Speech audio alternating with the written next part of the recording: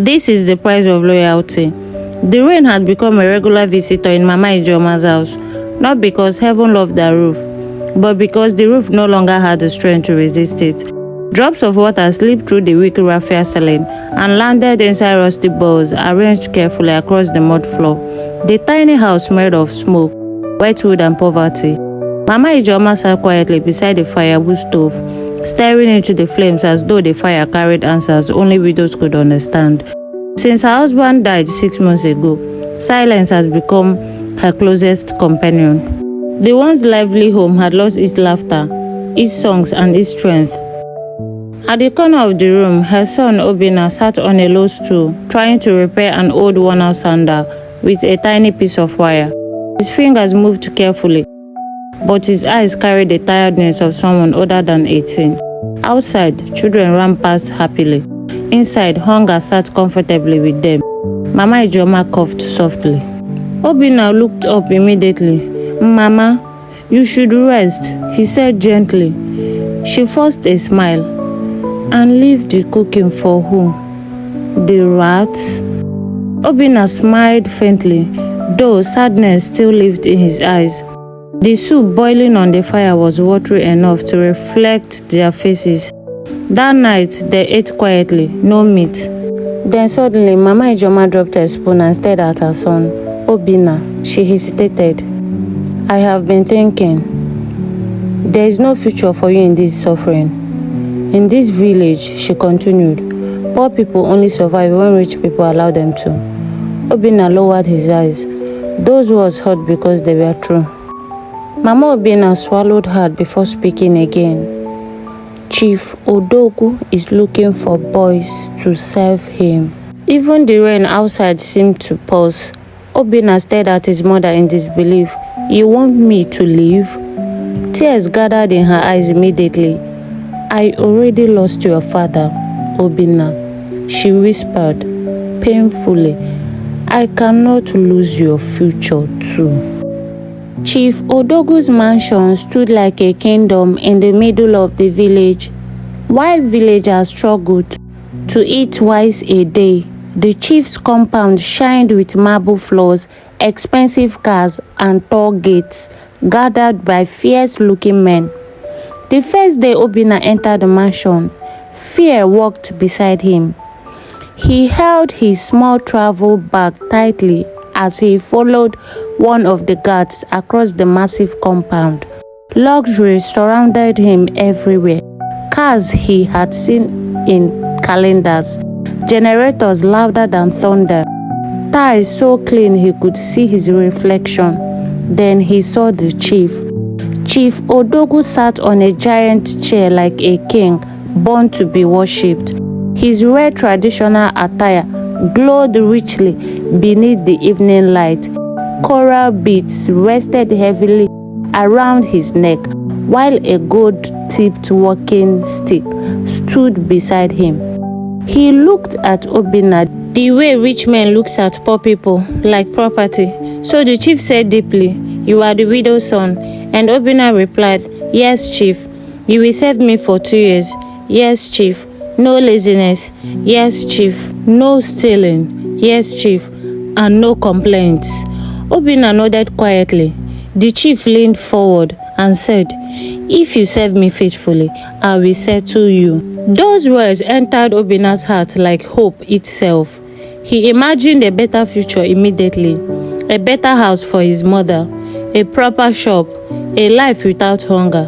He did not know that some promises were traps decorated like blessings.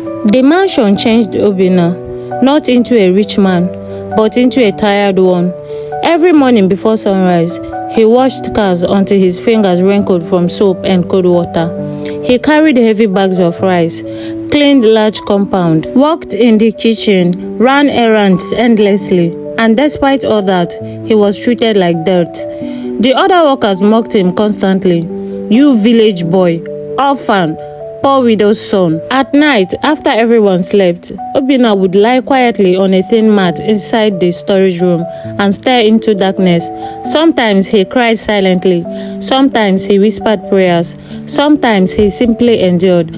But the worst pain was missing his mother. Whenever he received permission to visit home briefly, Mama Ijoma would pretend not to notice how thin he had become. She would smile, cook the little food she could find, and encourage him.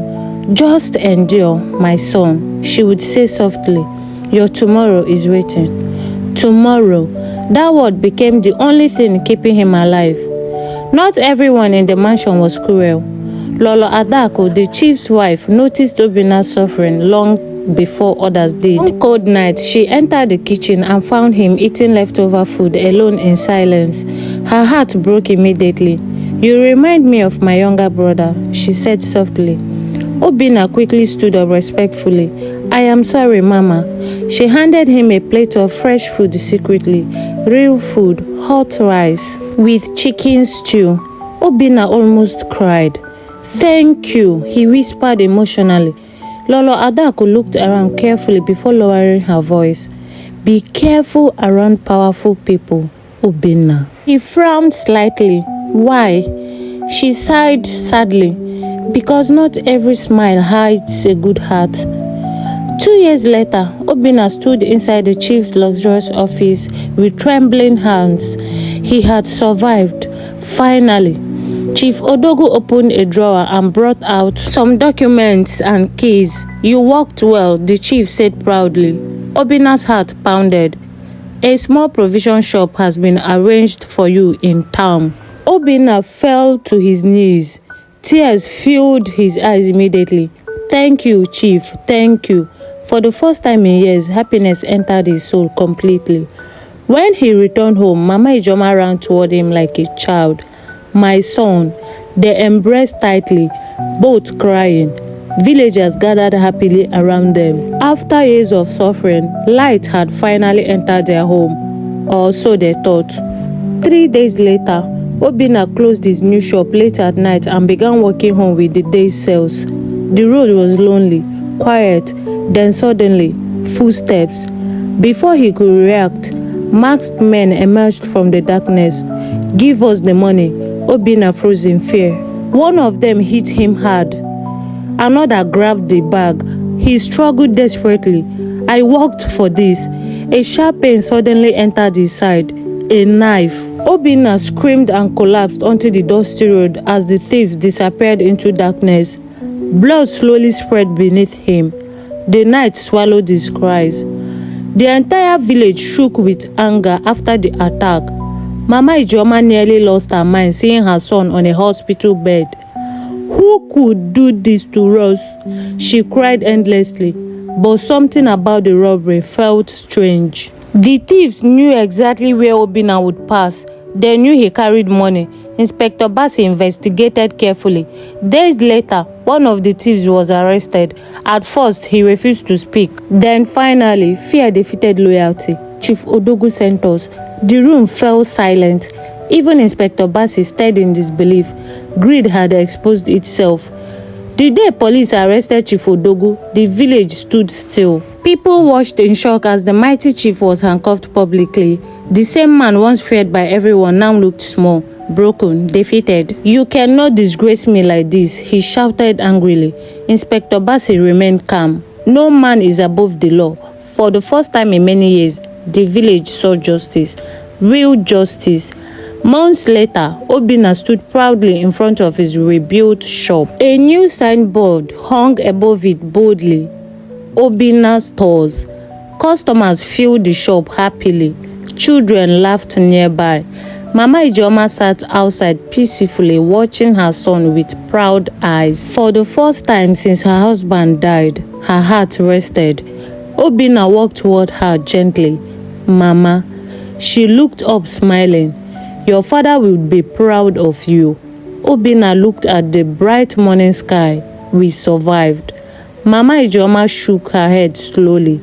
"No, my son." Tears gathered in her eyes again. God carried us. The morning breeze blew softly through the village, and at last, peace. peace returned home.